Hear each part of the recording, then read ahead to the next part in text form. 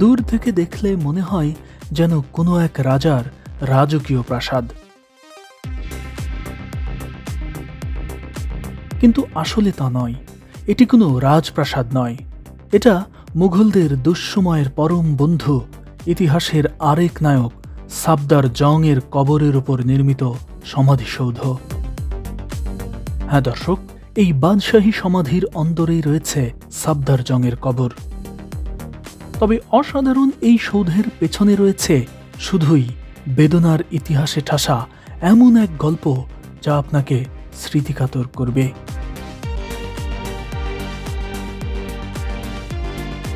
সাফদার জং এর কবরের অবস্থান নয়াদিল্লি রেলওয়ে স্টেশন থেকে 7 কিলোমিটার দূরে লোধি গার্ডেনের ঠিক পাশেই।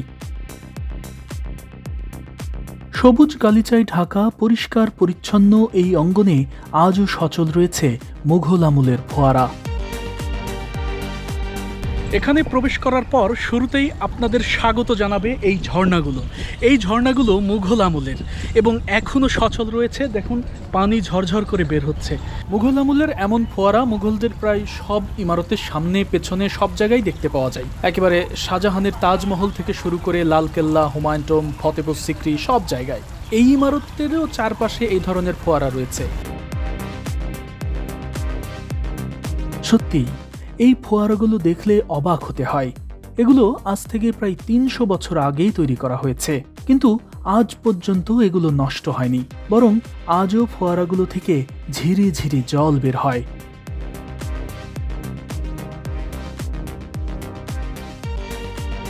এছাড়া এখানে প্রবেশের শুরুতেই দেখতে পাবেন সেই আমলের একটি মসজিদ। মসজিদের ওখানেই পাওয়া যায় ভেতরে প্রবেশের টিকিট। আসলে ওই সময় বড় কোনো ইমারত নির্মাণ করলে সেখানে একটি মসজিদ নির্মাণ বাধ্যতামূলক ছিল। এ কারণে মুঘলদের যে ইমারতগুলো পুরুষরা তৈরি করেছেন সেগুলোর প্রত্যেকটির পাশেই রয়েছে একটি করে মসজিদ। সাফদার জং এর কবর এবং কবরের চারপাশটা এতটাই নিরিবিলি আর সবুজ পরিবেশে ঠাসা যে এখানে এলে যে কারো ভালো লাগবেই। আর বিকেলের সোনালি রোদ যখন এই লাল পাথরের ইমারতে পড়ে তখন দূর থেকে দেখলে মনে হয় যেন আগুন জ্বলছে।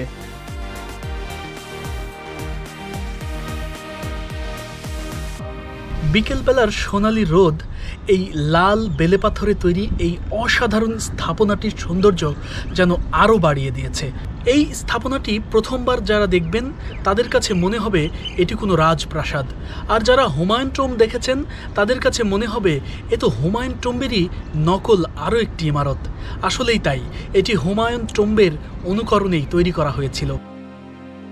তবে রাজকীয়তায় ঠাসা এই ইমারতের পেছনে রয়েছে একরাশ বেদনার গল্প, যা আপনাকে ফিরিয়ে নিয়ে যাবে 300 বছর আগের ইতিহাসের প্রান্তরে।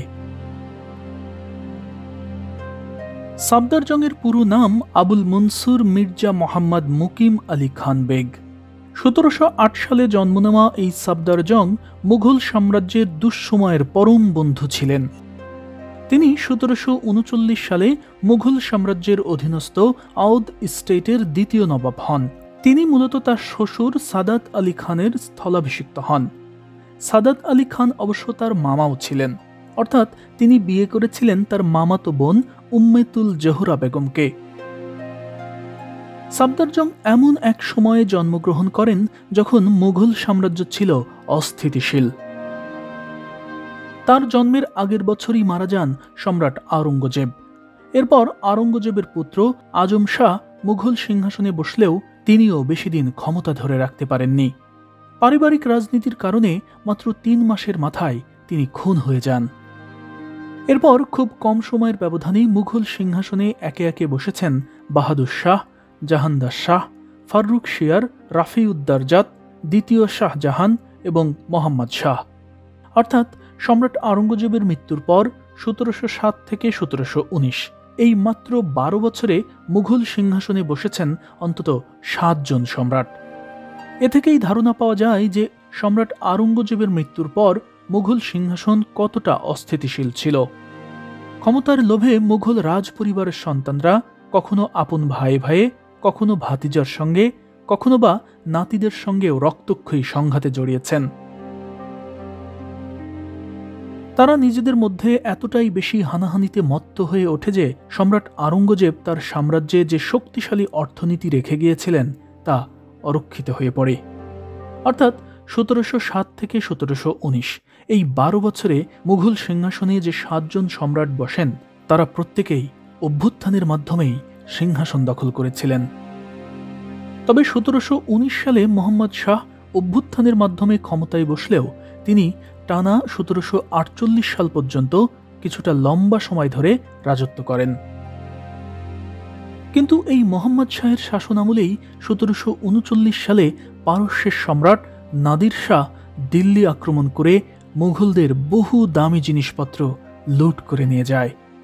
এই নাদির শাহী দিল্লির লালকেল্লা থেকে সম্রাট শাহজাহানের ময়ূর সিংহাসন এবং হীরা জহরত সহ মূল্যবান অনেক কিছুই লুট করে নিয়ে যায়। মূলত ওই সময় থেকেই মুঘল সাম্রাজ্যের সামরিক দুর্বলতা সবার কাছে উন্মোচিত হয়। এমন পরিস্থিতিতে মোহাম্মদ শাহ 1739 সালে সাফদার জংকে আউধের নবাব করেন। সাফদার জং একজন দক্ষ প্রশাসক ছিলেন। তার অধীনে প্রায় 20,000 মুঘল অশ্বারোহী সেনাবাহিনীও ছিল।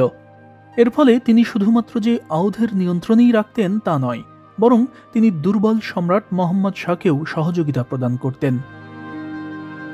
বলা হয়ে থাকে মোহাম্মদ শাহের পেছনে সাফদার জং ছিল বলেই মোহাম্মদ শাহের শাসনামল অপ্রত্যাশিতভাবে লম্বা হয়েছিল। অর্থাৎ সাফদার জং নবাব হওয়ার আগে থেকেই মুঘল সম্রাটের অধীনে বিভিন্ন দায়িত্বে ছিলেন। মোহাম্মদ শাহ এক পর্যায়ে সাফদার জংকে কাশ্মীরের গভর্নর হিসেবেও নিযুক্ত করেন।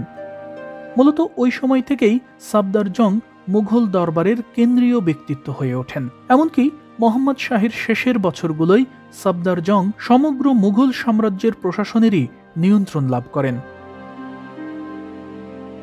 এরপর 1748 সালে মোহাম্মদ শাহ মারা গেলে মুঘল সিংহাসনে বসেন তারই 22 বছরের পুত্র মির্জা আহমেদ শাহ। 1748 সালের 18 এপ্রিল তিনি সিংহাসনে বসেন এবং 28 এপ্রিল তাকে দিল্লির লালকেল্লার এই সিংহাসনে বসিয়েই পরিয়ে দেওয়া হয় রাজমুকুট। আহমেদ শাহ এ সময় আবু নাসির মুজাহিদ উদ্দিন আহমেদ শাহ গাজী উপাধি ধারণ করেন। মুঘল সাম্রাজ্যের 14তম শাসক আহমেদ শাহ দিল্লির সিংহাসনে বসে সাফদার জংকে উজির উল মালিক ই হিন্দুস্তান বা হিন্দুস্তানের প্রধানমন্ত্রী হিসেবে নিযুক্ত করেন। আর দরবারের প্রধান সেবক জাভেদ খানকে সরকারি উপাধি নবাব বাহাদুর ঘোষণা করে তাকে 5,000 জনের একটি সেনাবাহিনী দেওয়া হয়। আর সম্রাটের মায়ের সাথে দেওয়া হয় 50,000 বাহিনী। কিন্তু সম্রাট আহমেদ শাহ তার মায়ের সাথে দেওয়া এই 50,000 বাহিনীকে জাভেদ খানের 5,000 বাহিনীর সাথে মার্চ করে দেন। সম্রাট আহমেদ শাহের এই সিদ্ধান্তের কারণে জাভেদ খানের সামরিক শক্তি হয় প্রবল। মূলত এরপর থেকেই জাভেদ খান নিজেকেই সম্রাট ভাবতে শুরু করেন এবং সিংহাসন দখলের জন্য আঁকতে থাকেন নীল নকশা। উইকিপিডিয়ার তথ্য বলছে এই জাভেদ খানই 1749 সালে সাফদার জংকে হত্যার চেষ্টা করেন, যাতে তার সিংহাসনে বসার পথ সহজ হয়।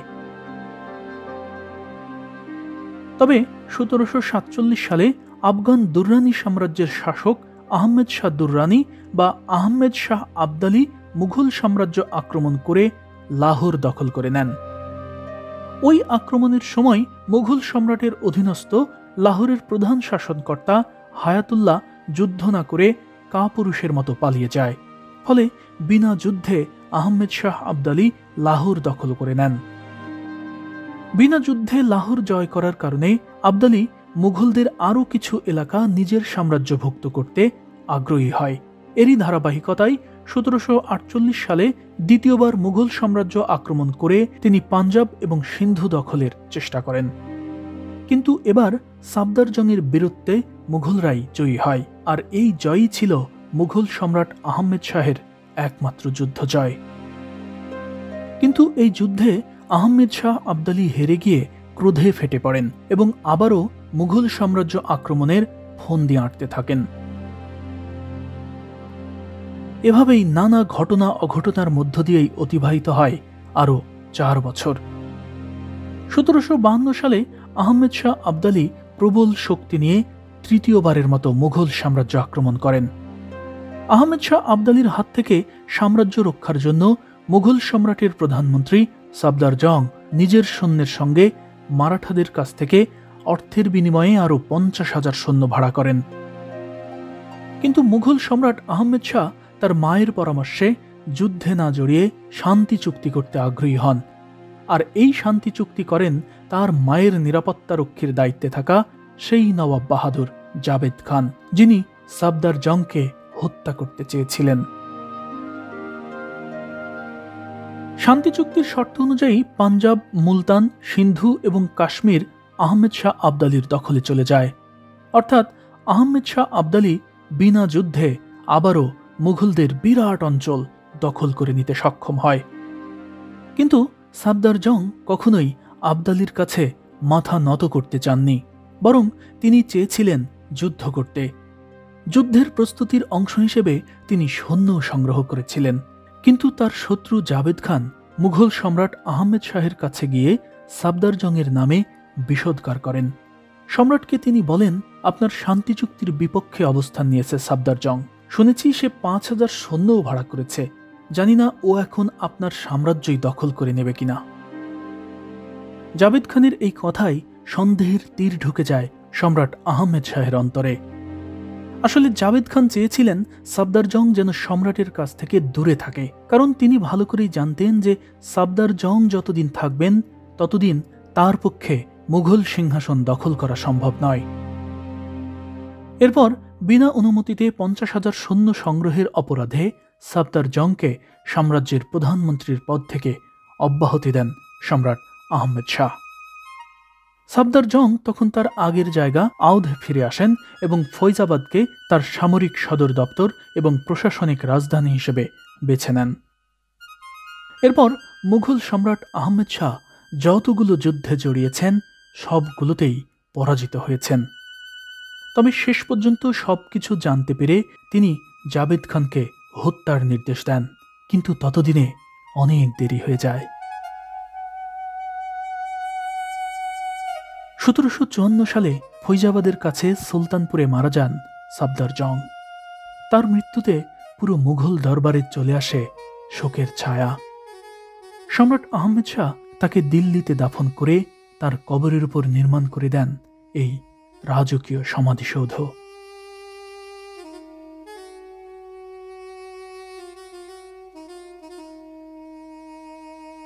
সম্রাট হুমায়ুনের কবরের উপর নির্মিত সমাধিসৌধের আদলেই তৈরি করা হয় এই সমাধিটি। মুঘল সাম্রাজ্যের কোনো সম্রাট না হয়েও সম্রাটদের কবরগুলোর মতোই রাজকীয়ভাবে তার এই সমাধিটি নির্মাণ করার নির্দেশ দেন আহমেদ শাহ।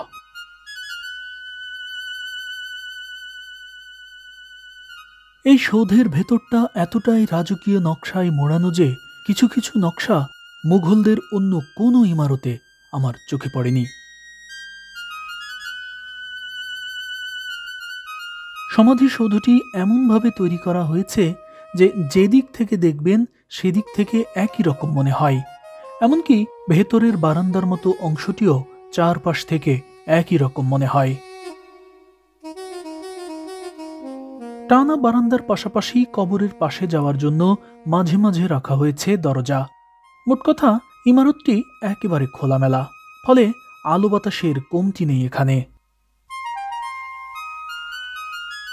আহমেদ শাহ সাফদার জংয়ের কবরের রেপ্লিকাটিও মুড়িয়ে দিয়েছেন দারুণ নকশায়। এছাড়া কিছু জায়গায় ব্যবহার করা হয়েছে সম্রাট শাহজাহানের তাজমহলের মতোই নীলমণি। মোট কথা সমাধিসৌধের ভেতর বাহির সবখানে এমন সব রাজকীয় নকশা আর দামি দামি পাথর ব্যবহার করা হয়েছে যে চোখ ফেরানোটাই যেন দায়। অথচ সাফদার জংয়ের কবর এভাবে এতটা রাজকীয়ভাবে তৈরি করলেও আহমেদ শাহ সাফদার জংয়ের প্রতি করেছেন চরম অবিচার। পরবর্তীতে তিনি যখন নিজের ভুল বুঝতে পারেন তখন বিবেকের দংশনেই হয়তো এই রাজকীয় সৌধটি তৈরি করে দিয়েছেন তিনি। সাফদারজং যে বছর মারা যান ওই বছরই অর্থাৎ 1754 সালে মুঘল সাম্রাজ্য আক্রমণ করে মারাঠারা। প্রবল শক্তিশালী এবং আধুনিক অস্ত্রশস্ত্র নিয়ে মারাঠারা মুঘলদের উপর ঝাঁপিয়ে পড়ে। ওই যুদ্ধে আহমেদ শাহ 18,000 সৈন্য নিয়ে লড়াই করলেও যুদ্ধে জয়ী হয় মারাঠা শিবির, বন্দী হন সম্রাট আহমেদ শাহ। দর্শক মণ্ডলী, এই ভিডিও থেকে আমাদের শেখার আছে অনেক কিছু। প্রথমত, আপনি যখন কোনো দলের বা কোনো অফিসের প্রধান হবেন কিংবা আপনার অধীনে যখন কিছু মানুষ থাকবে, তখন অবশ্যই কে আপনার প্রকৃত বন্ধু সেটা চেনার ক্ষমতা আপনার থাকতেই হবে।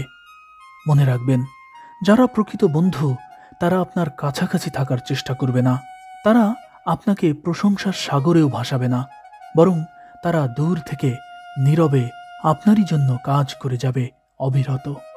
দ্বিতীয়ত, আপনাকে কন্ট্রোল করা শিখতে হবে আবেগ। মনে রাখবেন, যুদ্ধের ময়দানে কখনোই আবেগের স্থান দেওয়া উচিত নয়। সম্রাট আহমেদ শাহ তার মায়ের কথা শুনে সেদিন যুদ্ধ না করে অন্যের হাতে সাম্রাজ্যই ছেড়ে দিয়েছিলেন, যা ছিল চরম ভুল।